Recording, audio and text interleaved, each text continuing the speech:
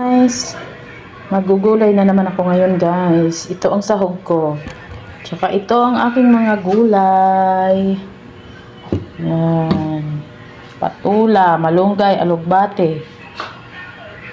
Na guys, kumulo na. Lagay na natin ang ating isda.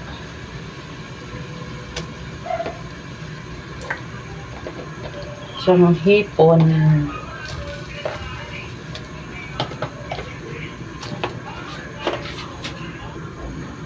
Timplahan na rin natin guys.